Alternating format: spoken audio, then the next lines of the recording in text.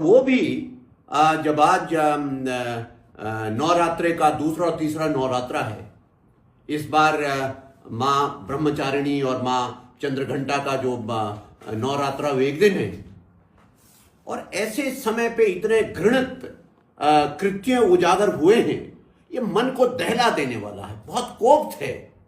और मैं तो बल्कि अपने जो बजरंग दल और विश्व हिंदू परिषद और ये जो तमाम सारे संगठन हैं, उनकी सराहना करूंगा कि इस बहुत ही घृणित, बहुत ही निंदनीय और हिंदुओं की भावना का एक प्रकार से कत्ल करने वाली जो घटना है, उसको उजागर करने का काम किया।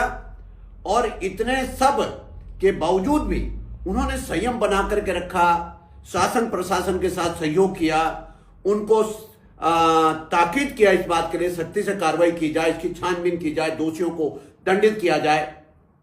तो इस बात के लिए उन संगठनों की मैं उस आत्मसंयम की भी सराहना करूंगा। जबकि ऐसी घटना थी जिसमें संयम खो देना भी स्वाभाविक होता, लेकिन उसके आत्मसंयम की भी मैं सराहना करूंगा, विशेष रूप से बजरंग दल की उन युवा कार्यकर्ताओं की। लेकिन साथ ही साथ मैंने आज पुलिस एडमिनिस्ट्रेशन को, लोकल एडमिनिस्ट्रेशन को सख्त हिदायत दी है इस बात की कि जमीन के नीचे हो ऊपर हो, इन दोषियों को ढूंढ करके निकाला जाए।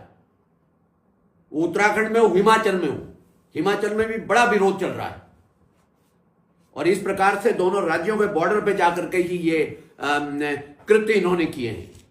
उनको ढूंढ के निकाला जाए और बहुत गंभीर धाराओं में, बहुत गंभीर चीजों में उनको बुक किया जाए और इनको इनके अंजाम तक पहुंचाया जाए। इस प्रकार की कार्रवाई हो कि आने वाले दिनों में ऐसा कोई कृत्य करने से पहले 100 बार सोचे। पहले भी क्या होता था, गोवंश की हत्या करने के बाद, गोकसी करने के बाद, वो केवल एक मुकदमा लेकर के और दूसरे दिन आ जाता था बाहर, बेशर्मी के साथ सड़क पे घूमते थे। ढकरानी में एक घटना हुई थी गोकसी की, उसमें खुशहालपुर के उन दरिंदों को, उन अपराधियों को ढूंढा, उनका पूरा क्रिमिनल हिस्ट्री को हम लोगों ने छाना और बाकायदा गुंडा एक्ट में, गैंगस्टर एक्ट लगाकर उनको जेल भेजने का। तो हम सुनिश्चित, मैंने कहा एडमिनिस्ट्रेशन को सुनिश्चित करें कि कठोर से कठोर सजा दिलाने का काम इनके लिए करें। कि ये जो हम संगठन है बजरंग दल और तमाम सारे विश्व हिंदू परिषद, दूसरे संगठन, इन्होंने अत्यंत अत्यंत संयम का परिचय दिया। नहीं तो निश्चित रूप से वो मैंने भी उसको, चूंकि मैं मौके पे नहीं था, मैंने उसके कुछ सोशल मीडिया में उसके पिक्चर्स ही देखी है, तो मन को उद्वेलित करने वाला था। गौ माता का कटा हुआ सिर, उससे खून निकलता हुआ दिख रहा है,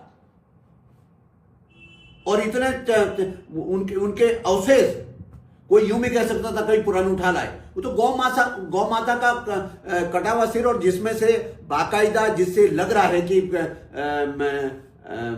आजकल की घटना है, बाकायदा खून बह रहा है उसमें से।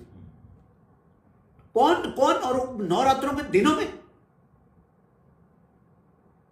सर, जैसे सर कि घटना हो जाने पर भी नहीं, आगे पीछे भी इन तथ्यों पे नजर रखें। अभी कितनी बड़ी घटना है हमारे यहां पे, कितने लोगों की घरों से भैंसें खोल करके ले गए। ठीक है, उसमें से उजागर भी किए, कुछ को पकड़ा भी, मुझे भी सख्ती करनी पड़ी।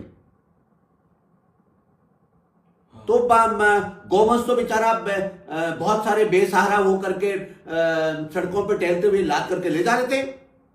है कि कुछ तत्वों की एक जानबूझ करके भी प्रयास है कि एक इस तरीके का माहौल यहां पे पैदा करें, और ऐसे तत्वों के खिलाफ यदि सख्ती नहीं करेंगे, ये ढोंगी आपको कुछ रोज दिखते हैं ना, जो धर्मनिरपेक्षता के नाम पर गलत कार्यों का समर्थन करते हैं,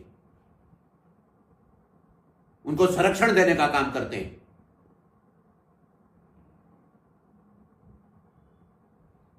मतलब हिंदुओं की भावना कोई मायने ही नहीं रखता है क्या?